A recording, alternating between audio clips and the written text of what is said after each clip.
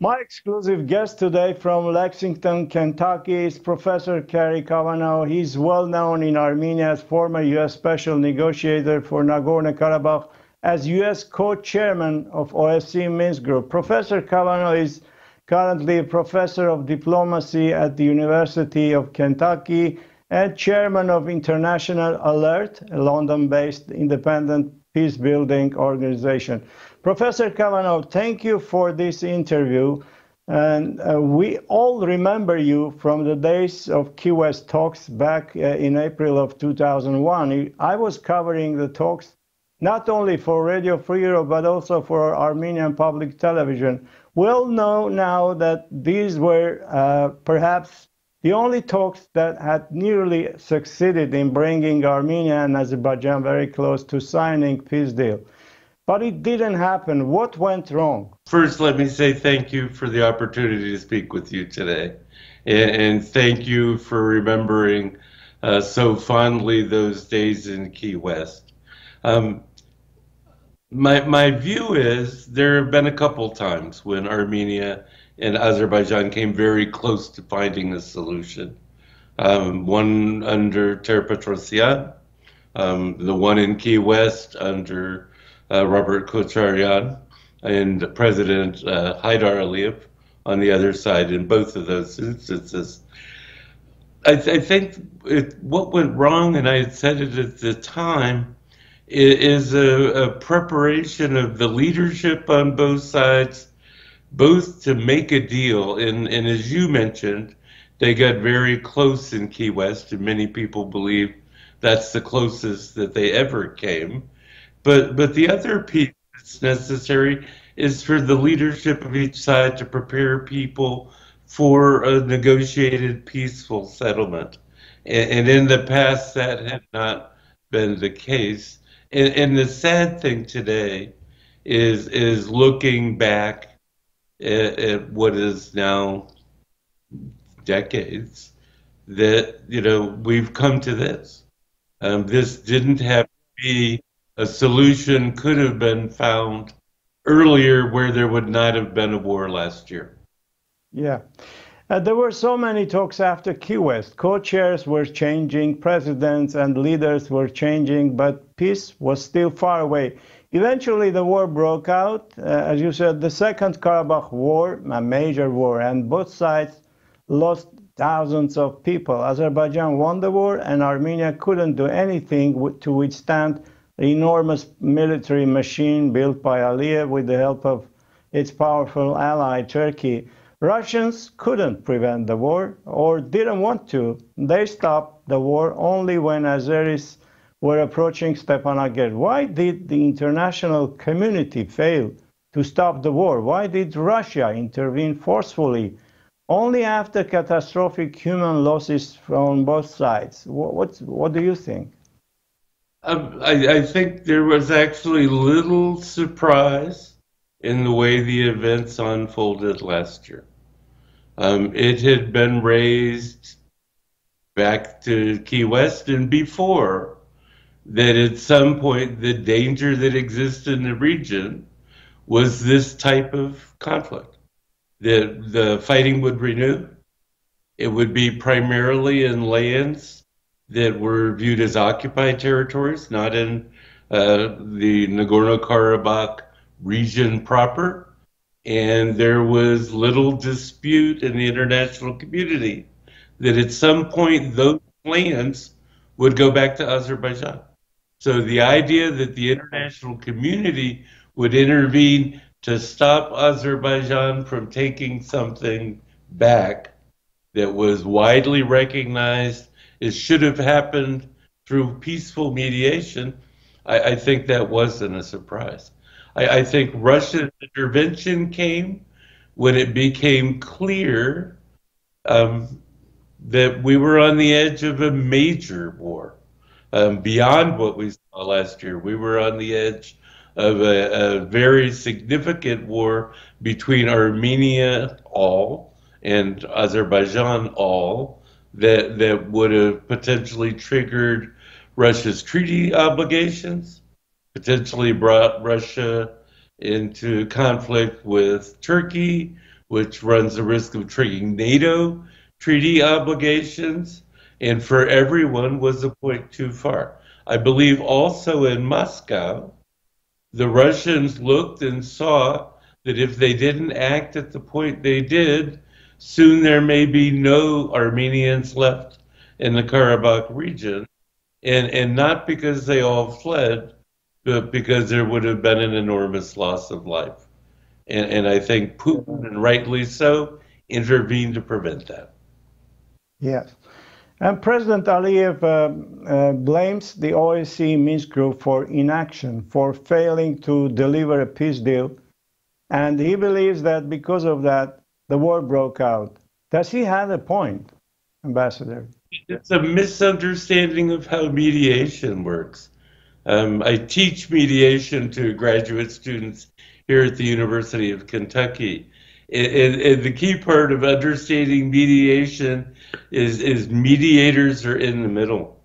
And what they're doing is working with the parties that are in conflict to help them find a solution. I think it would be hard to find people in the South Caucasus who would say, but the Minsk Group never came up with any idea. Step by step, package plan. You know, there were a dozen different proposals. Almost every reconfiguration you could imagine at one point or another was raised in discussions or placed on the table as a more formal document. And that would include Key West.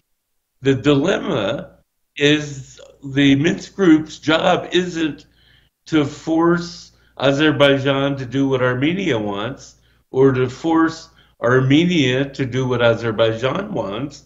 It's for the leadership of those two sides to find a solution that works for both of them. And if they can do that, then the mediators succeed. But if the leaders aren't prepared to do that, it can never come to the proper conclusion. Ambassador, what about this land swap and territorial exchange between Armenia and Azerbaijan in Key West?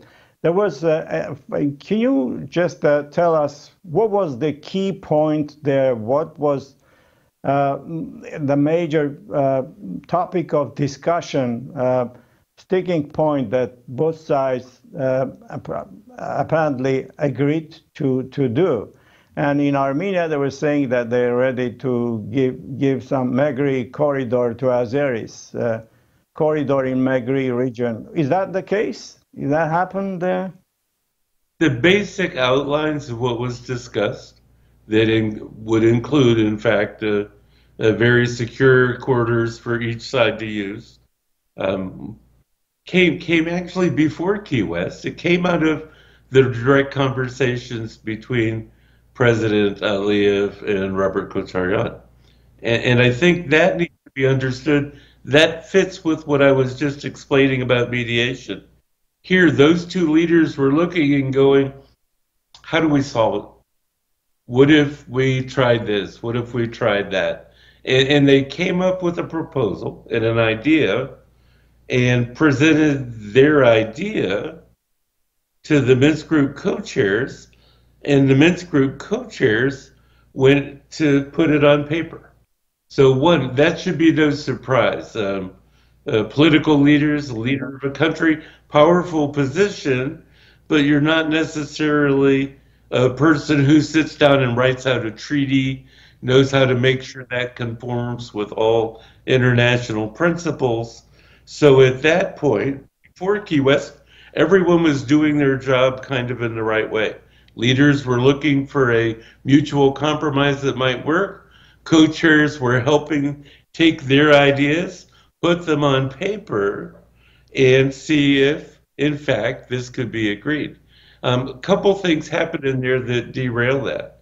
One very significant one, and unrelated, sadly, in its origins to the peace process, was the assassinations at the Armenian parliament. And I think that shook some public confidence, but even more, several key players that would have had vital roles in the implementation of a solution were killed. So you believe that these guys who were killed, the Armenian officials, the prime minister, the speaker of the parliament, were actually on board to do this deal? I believe, it wasn't finished. But they agreed to this peace deal, right? I and a group from the United States, the U.S. CoChair group, was actually in Armenia today. We were meeting with the president and the prime minister and the foreign minister at the presidential palace that morning. We actually, drove from there to the airport and flew to Ankara. And when we landed in Ankara, we discovered the shootings had taken place. The prime minister was dead. The speaker was dead. So that was you were there with Stroop Talbot, right? With Stroop Talbot, and I think that was the key point. The other point that came was one I referred to already earlier, that there hadn't been a preparation of populations for a serious compromise. So if you had been a Minsk Group co-chair, the Russians, the Americans, the French, we knew the leaders were talking about some serious solutions. But if you had been a citizen sitting in Baku or Yerevan, all you heard was no compromise. We're keeping all these occupied lands on one side. On the other side, we will offer nothing beyond the highest degree of autonomy. So they hadn't the political work.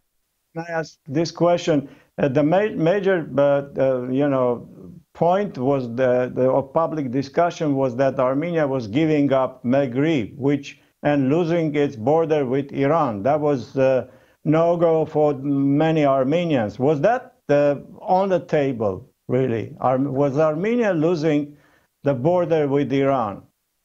I don't want to go into the exact details right now on what was on the table. I don't fully know what may be on the table again. I would be horrified to do anything that might impede where a possible peace process could go at this point. But no, what I will say is at that point, they had come very close. I think it's important that that peace process continue, because what we see today is not peace. President Aliyev has made several statements last year. The Nagorno-Karabakh problem was solved. It was solved with military force. It's not solved. We see that 2,000 Russian peacekeepers, border skirmishes, loss of life this month, loss of life last month, impediments in transportation with the blockage of the road between Kapan and Goris. We're seeing this isn't peace. There needs to be an active discussion again and find a way to deal with not only easier questions, detainees, border incursions, border delineation and demarcation, but also bigger questions. How do you handle things like the status of Karabakh, compensation claims? And these were things we were looking at Key West and before as the Minsk Group. And these things need to be addressed today. Yeah. In one of your analytical articles published in Council of Foreign Relations, you criticized the Trump administration for contributing to the situation that made the Nagorno-Karabakh war possible. I'm not quoting your article. Relations between the three co-chair countries have diminished under Donald Trump administration, and the lack of stronger engagement and greater movement on the diplomatic front in recent years is clearly an underlying factor behind the renewed hostilities. You're right. Tell us more about it, because this is a very interesting point. Russia, France, and the United States were, for years and years, everyone was in exactly the same position. There was no daylight, to use a diplomatic expression, between the three co-chair countries on working together to find a solution. There was an understanding that no one could do this alone. There was an understanding of what needed to be done, and a clear view that we could work together to do that. But part of what that requires is fairly consistent and active engagement. We began this discussion talking about Key West, the meeting at the Truman's Little White House in the southern tip of the United States there. Right before that, the meetings were in Paris with President Chirac. And before those meetings in Paris with President Chirac, the meetings were in Moscow with President Putin. There was a very consistent flow of activity to keep this peace process moving. With the onset of the Trump administration, that, as I said, started to diminish. The new Minsk Group co-chair was not someone with ambassadorial rank in the United States. That was done under Trump, and I think the attitude was it didn't matter. Trump's view was he was the lead American diplomat, that if there was diplomacy to do, he would do it. But in fact, he's too busy as president of the United States to be doing that nitty-gritty. That task should have fallen to someone who could work every day with the Russians and the French and the Armenians and Azerbaijanis and the people living in Karabakh, someone who could travel constantly to engage in the region and in Europe with other key players who would have a role in a solution. So we see a little bit backing off there, and we see a strange mixture from President Trump of political influences. He had an effort to establish a hotel in Baku, and his daughter Ivanka had gone to Baku. In fact, there's a video on YouTube people bring up often of her visit to Baku. But there was some concern that sort of was a bit of a conflict of interest. Toward the end of the Trump administration, he got excited when Armenian Americans appeared in the crowd waving flags. And they go, oh, love Armenians, we love Armenians. You know, if you're going to vote for me, I'm going to help you. But the role of the United States and the Minsk Group is a neutral mediator. We're not picking a side, we're working toward the best solution. I think that didn't help. To remove it from Trump himself and look at U.S.-Russian relations in those 4 years, they were also very confusing. And I think that made it a bit harder to work together.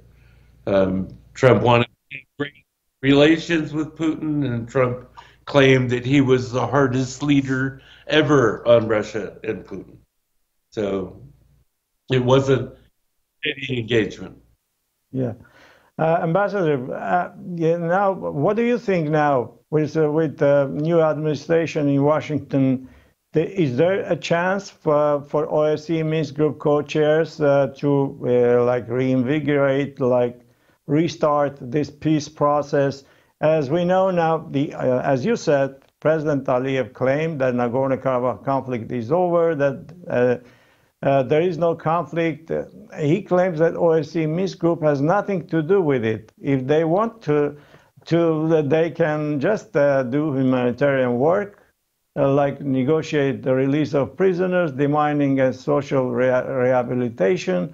Armenia, France, and the United States, on the other hand, think otherwise, as we've heard from U.S. officials, including U.S. Ambassador in Armenia, Lynn Tracy. Nagorno-Karabakh conflict is still unresolved, and it might be solved within the framework of OSCE Minsk Group negotiating process.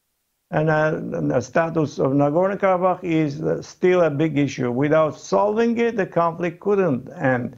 What is your opinion on all this? I think that's true.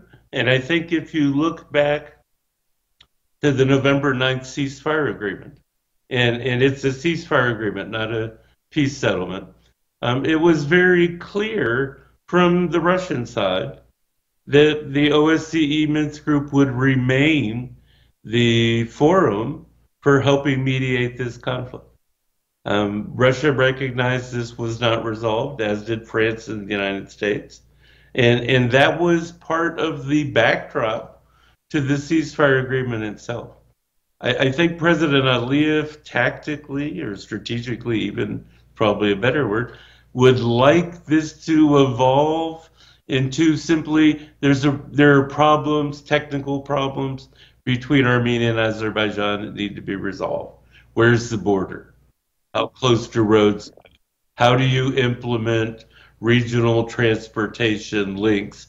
And to make the population in Armenia focus more on those than on Karabakh. But I think within the Minsk Group co-chair countries is an acknowledgement of that problem still is there. That problem remains on the table. Does it mean only the Minsk Group can mediate that? No. You could get agreement to have a different format. You could get agreement to have potentially different players in there. And the Minsk Group itself has evolved over time. When I first became involved with the Minsk Group, the United States was not a co-chair. I worked with Jan Eliasson and with Heikki Talvitie of Finland, who were the chairman for the OSCE side of that process. At that point, we would have meetings. I recall very well a meeting in Vienna where there would also be representation there from Nagorno-Karabakh and from the Azerbaijani community of Nagorno-Karabakh.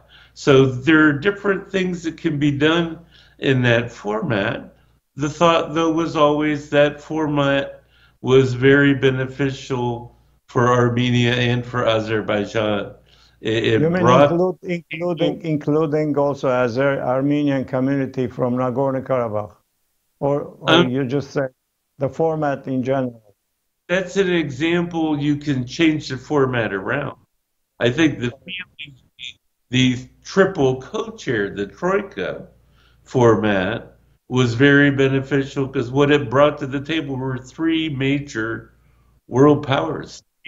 Veto-wielding UN Security Council members, one of the most important players in the European Union in the guise of France, the largest military power in the region in the guise of Russia, the largest economic power in the world with the United States.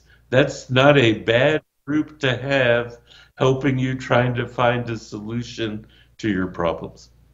Yes. And now we see now that Turkey has become a major player in the South Caucasus. Turkey was always a player, but not a major power that could shift the military or geopolitical balance in South Caucasus. How has that happened, you think? Did Russia allow it to happen as a result of some sort of power-sharing deal between Ankara and Moscow? Why would Russia let its ally, Armenia, lose such huge territories? Mm-hmm. Well, one, Turkey always rightly has been a major player in this region. How they play has changed. We have seen in the past decades a variety of stances coming out of Ankara. If we go back to Key West, preceding Key West, the Minsk Group co-chairs, all three, went and visited Ankara, met with the government.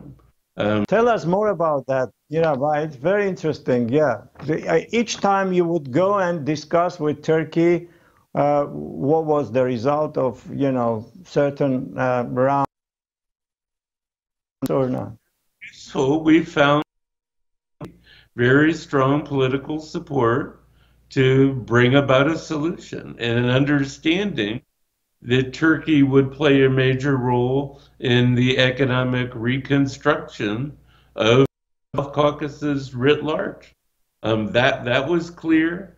It was clear that businessmen in Eastern Anatolia really hoped the border could reopen and trade relations be reestablished. You may recall at one point I went to the rail connections that used to connect Armenia and Turkey and a strong pitch of how important it would be to have those open again. So at that point, Turkey was very supportive of helping move the process forward, where we saw both President Aliyev, the father, and the Prime Minister, Robert Kocharian, moving that process forward. Later, we saw efforts in Turkey to have better relations with Armenia, soccer diplomacy, looking at history. There have been a number of efforts. The sad thing evolved to lately is a more militarist side, and I think that is regrettable. And I think not something that's done in collusion with Russia. I think Turkey's independent. We all are aware that at one point in Syria, Turkey shot down a Russian fighter. This was not a good thing. They worked out that problem and avoided, they did a deconfliction of their military forces. But Turkey's support for Azerbaijan, political, economic, and military, has been there for a long time. But over time, with the growing wealth of Azerbaijan, we've seen this growing purchasing, acquisition of military equipment and expertise from Turkey that may have become an imbalance in that relationship, that Turkey's more involved that way. Turkey, I would add, though, an ally of the United States, a NATO ally. Russia sold them an S-400 system, air defense missile system. The United States wasn't happy about that. We didn't have the ability to keep Turkey from doing that, and Russia probably did not have the ability to keep Turkey from selling to Azerbaijan weapon systems it wasn't happy about either. It is an independent country. Mm-hmm. And now we can see Armenia and Turkey are talking about normalizing relations. They are sending positive signals to each other. Erdogan believes that Turkey might start normalizing relations with Yerevan. Pashinyan says that Armenia is ready to negotiate and normalizing relations. And Russia says it's ready to mediate. What's going on here, Ambassador? Well, I think those are good signs. I think the reality behind them to begin a process of normalization is what should be happening. To achieve that normalization or a reconciliation, a full reconciliation, is probably quite a ways off.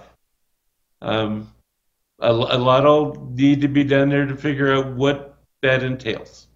I don't expect something quickly where tomorrow the borders open and embassies are set up and everybody's happy and people say, let's sit down at the table and talk about genocide.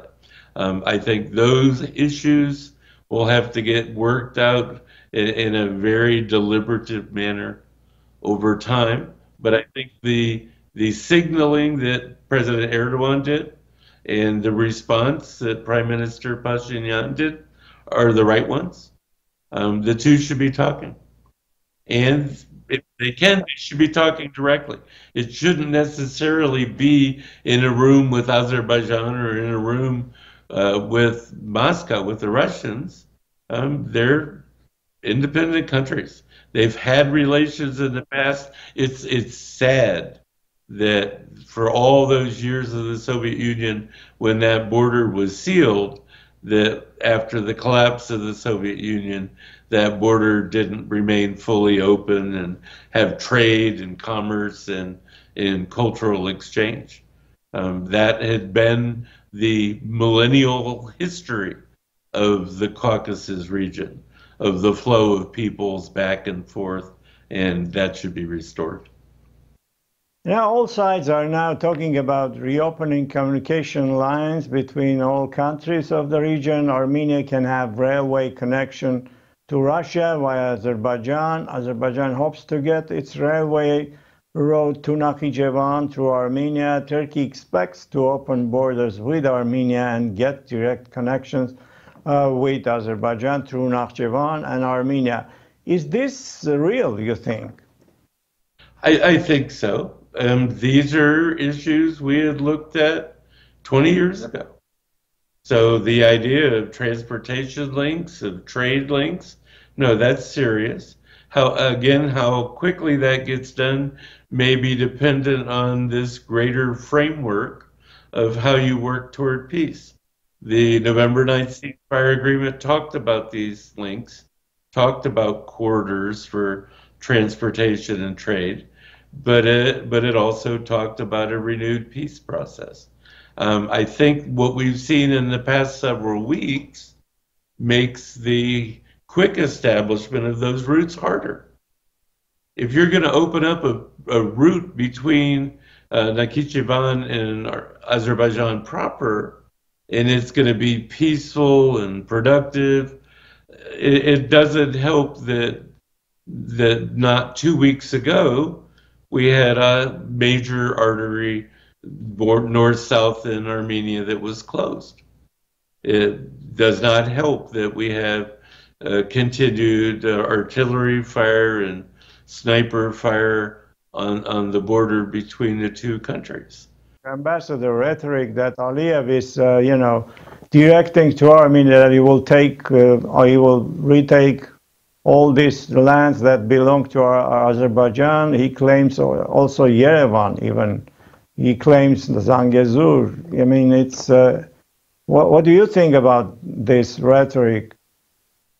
I think he may feel that has positive resonance among his population, but that isn't how you work toward stability in the region. It isn't how you work toward fulfillment of the provisions that were laid out in the ceasefire negotiation.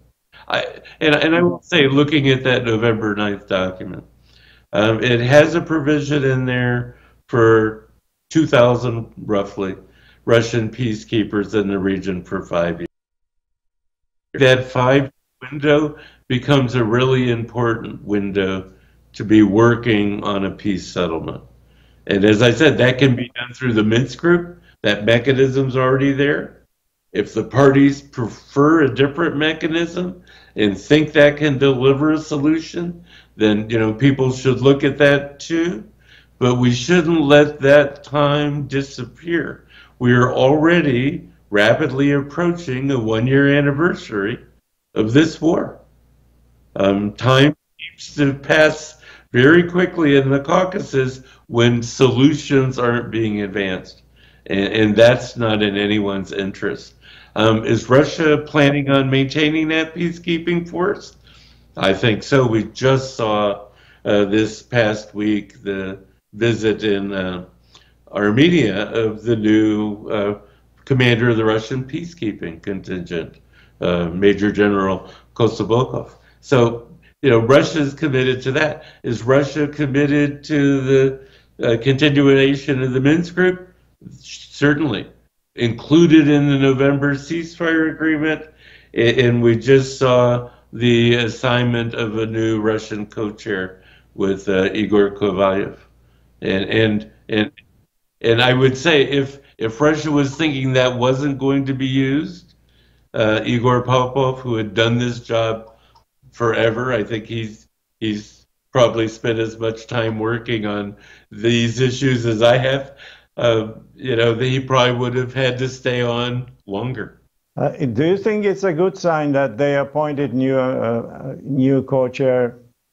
Very much. No, it means they're committed to that process continuing. And I think you see from the discussion that just took place between French President Macron and Putin that there is an acknowledgement of the importance of dealing with the question of the status of the Armenians living in the Karabakh region.